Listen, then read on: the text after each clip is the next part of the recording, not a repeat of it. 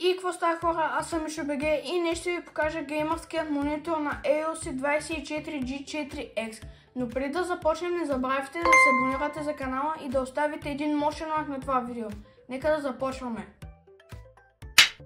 Мониторът има 180 Hz и реакция на картината от 0,5 милисекунди. Сега ще видим какво има вътре.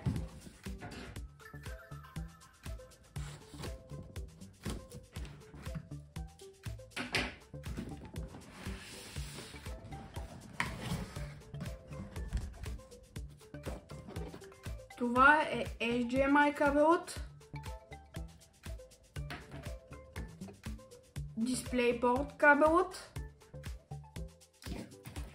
и естествено захранващият кабел.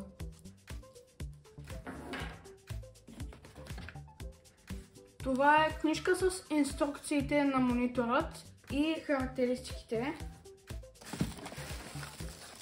Това е едната част от стойката.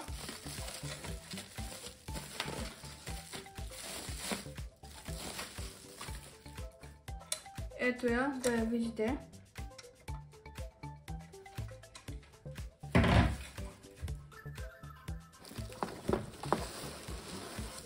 А това е другата, която е по-голяма.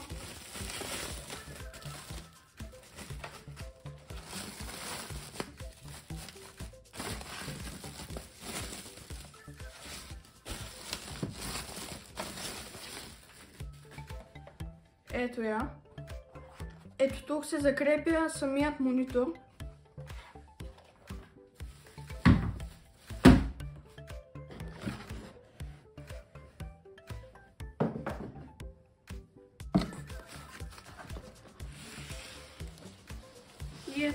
И ето го и него.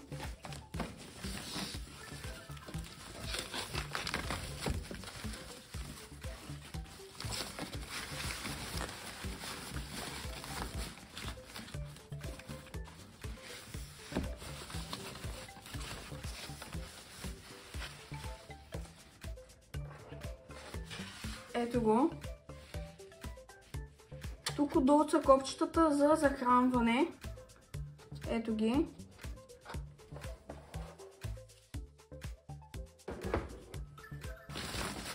И сега с едно щракване ще сгубя мониторът и стойката.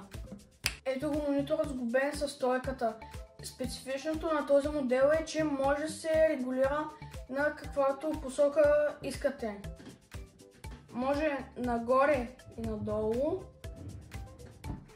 Може като телефон. Ето така да си гледате и шорт или TikTok. И това, което най-ме кефи, е настрани. Това беше всичко от мен. Не забравяйте да се абонирате за канала и да оставите един лайк на това видео. От мен, чао!